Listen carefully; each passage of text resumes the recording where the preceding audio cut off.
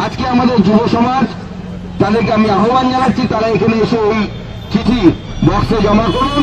এই চিঠিকে মমতা বন্দ্যোপাধ্যায়ের কাছে পৌঁছে দেওয়ার দায়িত্ব আমাদের।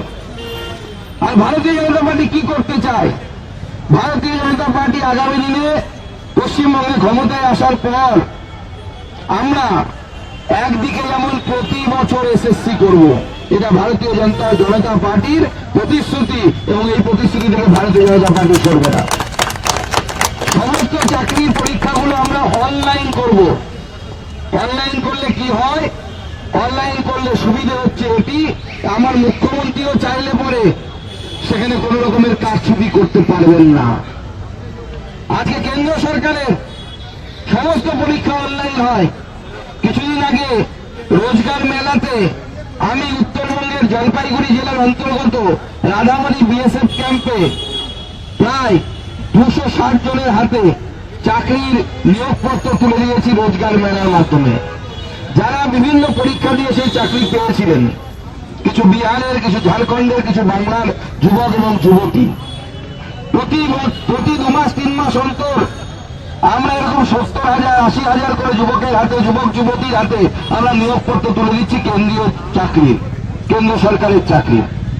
একটিও দুর্নীতির অভিযোগ এখনো পর্যন্ত আমাদের বিরোধীরা করতে পারেনি। এটা হচ্ছে স্বচ্ছতা অনলাইন পরীক্ষা। তো ভারতীয় জনতা পার্টির সরকার এলে আমরা প্রতি বছর এসএসসির মতো যে সমস্ত পরীক্ষাগুলো আছে, WBCS থেকে শুরু করে, এগুলোর যেখানে যেখানে সম্ভব সেই সমস্ত পরীক্ষাগুলোকে আমরা অনলাইন করব, এবং এনটিএ যেরকম বডি তৈরি করা হয়েছে সেই ধরনের বডি তৈরি করে অনলাইন পরীক্ষার মাধ্যমে যাতে দুর্নীতিকে সম্পূর্ণভাবে নির্মূল করা যায় তার ব্যবস্থা ভারতীয় জনতা পার্টি নেবে। ভারতীয় জনতা পার্টির এটা প্রতিশ্রুতি। ভারতীয় জনতা পার্টি ক্ষমতায় আসার পর গুজরাটে নরেন্দ্র মোদী মুখ্যমন্ত্রী থাকা অবস্থায় যে মডেলে শিল্পায়ন করেছিলেন, সিঙ্গেল উইন্ডো সিস্টেম, সেই সিঙ্গেল উইন্ডো সিস্টেমে আমরা শিল্পায়নের পথে হাঁটব। মানুষকে রাজি করিয়ে, মানুষকে বুঝিয়ে যে কৃষি একটা সময় পশ্চিমবঙ্গে আমাদের অনেক যে জিডিপিতে কন্ট্রিবিউশন করেছে, আগামী দিনেও করবে, কিন্তু কৃষির সাথে সাথে শিল্প অত্যন্ত প্রয়োজন। এবং সেই জন্য আমরা ল্যান্ড ব্যাংক তৈরি থেকে শুরু করে সিঙ্গেল উইন্ডো এরকম কিয়স্ক থাকবে আমাদের মুখ্যমন্ত্রীর অফিসে। সেখানে শিল্পপতি আসবেন, তার প্রপোজাল দেবেন, এবং সেই প্রপোজালের জন্য সমস্ত ক্লিয়ারেন্স, পরিবেশগত ক্লিয়ারেন্স থেকে শুরু করে সমস্ত ক্লিয়ারেন্স আমরা সেই একটা উইন্ডো থেকেই তাকে প্রদান করবো। অর্থাৎ তাকে বিভিন্ন অফিসে অফিসে ঘুরতে হবে না। তার ফলে কি হবে? পশ্চিমবঙ্গের শিল্প সম্ভাবনা বৃদ্ধি পাবে। পশ্চিমবঙ্গে টাটা থেকে শুরু করে অন্যান্য সমস্ত কোম্পানিগুলো যারা পশ্চিমবঙ্গের দিকে এই মুহূর্তে মুখ ফিরিয়ে দিয়েছে, তারা আস্তে আস্তে ফিরে আসবে। আজকে মুখ্যমন্ত্রীর নিজের বিধানসভাতে প্রায় 45,000 নাম কাটা গেছে বলে অনেক হইচই হচ্ছে। মাননীয় মুখ্যমন্ত্রীকে আমি বলতে চাই, সম্ভব হলে আপনি শ্বেতপত্র, আপনার দম থাকলে আপনি শ্বেতপত্র প্রকাশ করুন যে আপনি যখন ক্ষমতায় আসেন 2011 সালে আপনার ভবানীপুরে কতজন গুজরাটি থাকতেন আর এখন কতজন থাকেন, সংখ্যাটা দেখবেন কমে গেছে। দেখুন, গুজরাটি ভাইদের কথা আমি কেন বলছি? কারণ গুজরাটিরা বংশ পরম্পরায় পশ্চিমবঙ্গে থেকে তারা এখানে ইনভেস্টমেন্ট করতেন, অর্থাৎ তারা এখানে শিল্প স্থাপন করতেন, শিল্প করতেন, ব্যবসা করতেন, এবং তার ফলে বাঙালি যুবকদের চাকরি হতো, যুবকদের চাকরি হতো। অন্যান্য বিভিন্ন সম্প্রদায়ের মানুষ, বাংলার সমস্ত শিল্পপতিদের 90% মানুষ হচ্ছে অবাঙালি। তারা এখানে থেকেছে, তারা বড় হয়েছে এখানে, তারাও বাঙালি হয়ে গেছে, এবং তারা কন্ট্রিবিউশন করতেন বাংলার অর্থনীতিতে। আমি অমিতাভ বচ্চনের একটা ইন্টারভিউ দেখছিলাম আজকে।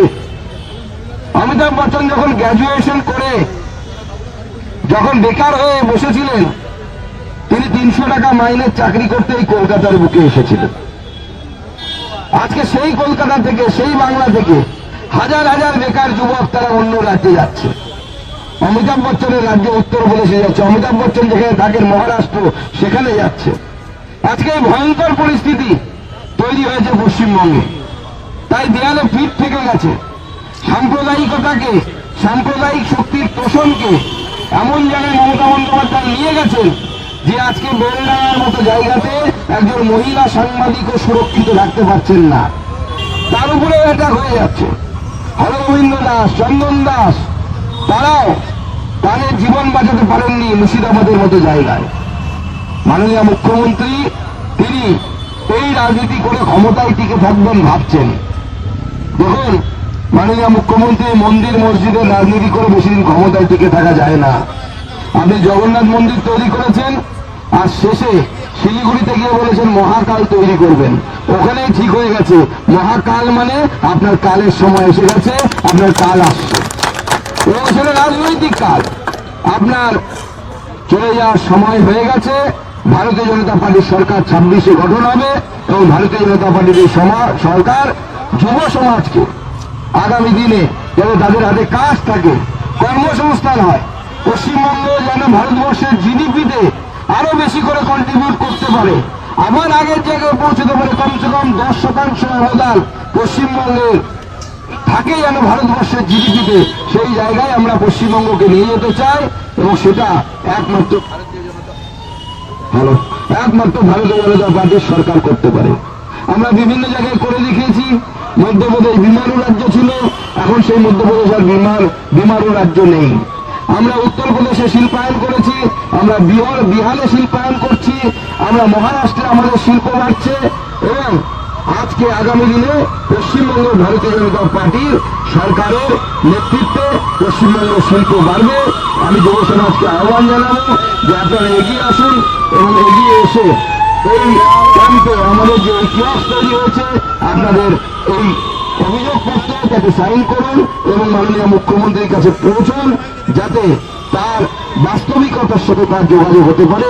আজকে আমাদের যুব সমাজ তাদেরকে আমি আহ্বান জানাচ্ছি, তারা এখানে এসে এই চিঠি বক্সে জমা করুন। এই চিঠিকে মমতা বন্দ্যোপাধ্যায়ের কাছে পৌঁছে দেওয়ার দায়িত্ব আমাদের। আর ভারতীয় জনতা পার্টি কি করতে চায়? ভারতীয় জনতা পার্টি আগামী দিনে পশ্চিমবঙ্গে ক্ষমতায় আসার পর আমরা একদিকে যেমন প্রতি বছর এসএসসি করব, এটা ভারতীয় জনতা পার্টির প্রতিশ্রুতি এবং এই প্রতিশ্রুতি থেকে ভারতীয় জনতা পার্টি সরবে না। সমস্ত চাকরির পরীক্ষাগুলো আমরা অনলাইন করব। অনলাইন করলে কি হয়? অনলাইন করলে সুবিধা হচ্ছে এটি, আমার মুখ্যমন্ত্রীও চাইলে পরে সেখানে কোন রকমের কারচুপি করতে পারবেন না। আজকে কেন্দ্র সরকারের সমস্ত পরীক্ষা অনলাইন হয়। কিছুদিন আগে রোজগার মেলাতে আমি উত্তরবঙ্গের জলপাইগুড়ি জেলার অন্তর্গত রাধামারি বিএসএফ ক্যাম্পে প্রায় 260 জনের হাতে চাকরির নিয়োগপত্র তুলে দিয়েছি রোজগার মেলার মাধ্যমে, যারা বিভিন্ন পরীক্ষা দিয়ে সেই চাকরি পেয়েছিলেন।